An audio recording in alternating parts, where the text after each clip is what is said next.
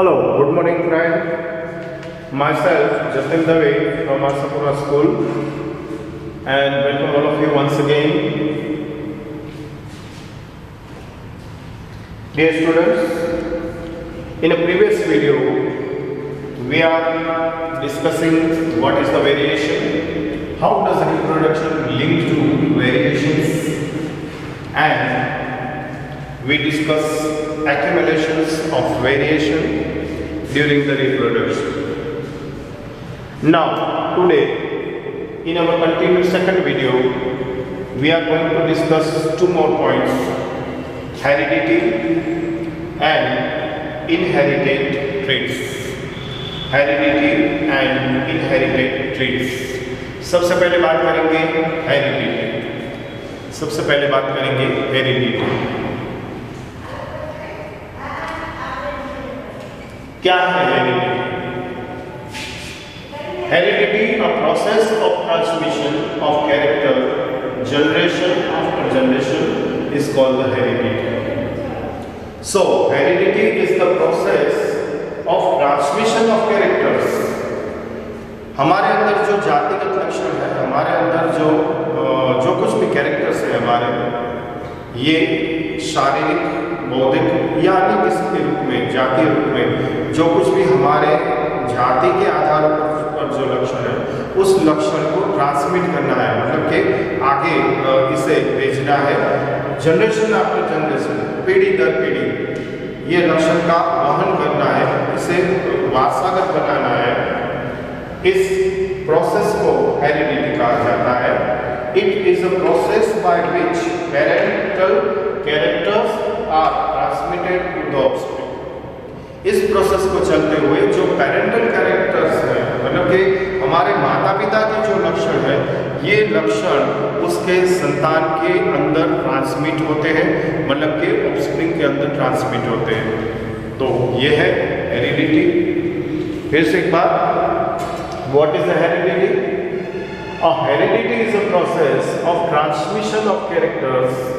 A process of transmission of character generation after generation is called the heredity.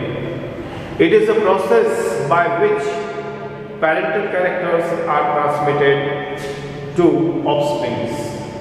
Transmitted to offspring. तो सबसे पहले हम discuss करने जा रहे हैं आर्टिकल 9.2 हेरिडिटी। और इस हेरिडिटी के अंदर हम डिस्कस करने जा रहे हैं क्वेश्चन को, विच is the most obvious outcome of reproduction. Reproduction process के चलते हुए सबसे जरूरी और सबसे पहले क्या आउटकम मिलता है, and what does rule of the heredity determine, और हेरिडिटी के लिए इसके आधार पर क्या नियम डिटरमाइन हो सकता है। हमारा क्वेश्चन फिर से एक बार सुन लीजिए, ये शॉर्ट क्वेश्चन है। Which is the most obvious outcome of reproduction and what does the rule of heredity determine. Rules of heredity determine. So now let's going to start और discuss above questions. The most obvious outcome of the reproduction is to maintain similar design of individual generation after generation. तो पहले question का ये जवाब है, which is the most obvious outcome of the reproduction? The most obvious outcome of reproduction is to maintain similar design of the individual generation after generation. तो सबसे बड़ा obviously outcomes reproduction का यही है कि हमें मेंटेन करना है सिमिलर डिजाइन को इंडिविजुअली हर एक स्पाइसिस में, जनरेशन आफ्टर जनरेशन, और इसीलिए ये रिप्रोडक्टिव सिस्टम है। द रूल ऑफ हेरिडिटी, दूसरे क्वेश्चन की तरफ बढ़ रहे हैं। What does the rule of heredity determine? The rules of heredity determine the process by which traits and characters are transferred to the next generation. तो rules of heredity determine करता है the process, ऐसे process को जिसमें traits and characters को transfer किया जाता है नेक्स्ट जनरेशन की तरफ। तो ये था हमारा क्वेश्चन का सॉल्यूशन हेरिडिटी के चलते हुए। यहाँ पर हमने दो बातें आपसे डिस्कस की, 9.2 इंट्रोडक्शन ऑफ द 9.2 हेरिडिटी को लेकर। What is the heredity? First one, a process of the transmission of the character generation after generation is called the heredity and it is the process by which parental characters are transmitted to the offspring. और दूसरी हमने बात की, which is the most obvious outcome of the reproduction, what does the rule of heredity determine? The most obvious outcome of the reproduction process is to maintain the similar design of the individual generation after generation, and the rules of heredity determine the process by which traits and the characteristics are transferred to the next generation. Okay, now we are going to continue our next topic, inherited traits. Inherited traits. Inherited traits. सबसे पहले हम बात करेंगे एक छोटे से questions को, what is mean by the similarities and the differences. सबसे पहले ये क्लियर कर लें कि सिमिलरिटीज क्या है और डिफरेंसेस क्या है। सिमिलरिटी का मतलब है समानता और डिफरेंसेस का मतलब है असमानता या फिर भिन्नता। अ चाइल्ड और offspring bears all basic features of its parent. Child or offspring bears all basic features of its parents. These common basic features are referred to as similarities. तो नया बॉर्न होने वाला जो चाइल्ड है या offspring है, ये बिल्कुल इसी तरीके के कैरेक्टर्स प्राप्त होते हैं उसे जन्म के साथ जैसे कैरेक्टर उसके मम्मी या पापा के होते हैं, इसके माँ बाप के होते हैं। मतलब कोई भी जाति हो, मनुष्य जाति हो या कोई प्राणी से वो रिलेटेड है जाति उसकी, तो नया जन्म लेने वाला शिशु, नया जन्म लेने वाला ऑफस्प्रिंग या फिर इसे चाइल्ड कहेंगे, उसके जो कैरेक्टर्स हैं वो उसके कैरेक्टर इसके पेरेंट्स के कैरेक्टर के जैसे ही देखने को अगर जो मिले तो this basic features as referred to as similarities, तो हम इसे सिमिलरिटी कहेंगे, समानता कहेंगे। However, due to the small inaccuracy in the DNA copy, child or offspring does not look exactly like the parents. लेकिन आप जानते हैं कि reproduction process through new child born होता है। इस प्रोसेस के दरमियान में डीएनए कॉपिंग होती है और डीएनए कॉपिंग में रहने वाली छोटी सी अनएक्यूरेसी के कारण जो न्यू ऑफस्प्रिंग पैदा होता है या चाइल्ड पैदा होता है, ये exactly does not like it's parent. वो बिल्कुल 100% एग्जैक्टली अपने पेरेंट्स मतलब के माता पिता के जैसा नहीं दिखता है। Population of any species show variation either in the small scale or the large scale, which are called the differences. तो कोई भी स्पेसीज है, फिर वो मनुष्य जाति हो या किसी प्राणी की जाति हो, हर एक में वेरिएशन होता है और ये वेरिएशन या तो छोटे स्केल पर होता है या फिर बड़े स्केल पर होता है, which are called the differences. तो ये जो वेरिएशंस होता है इसे डिफरेंसेस कहा जाता है, इसे तफावत कहा जाता है, असमानताएं कही जाती हैं। तो अब आपके मन में ये बात क्लियर हो जानी चाहिए, what is the meaning of the similarity and differences. फिर से एक बार रिपीट कर दें, a child or offspring bears all basic features of its parents. These common basic features are referred to as similarities. However, due to the small inaccuracy in DNA copying, child or offspring does not look exactly like its parents. Population of any species show variation either in the small scale or the large scale, which are called the differences. Now,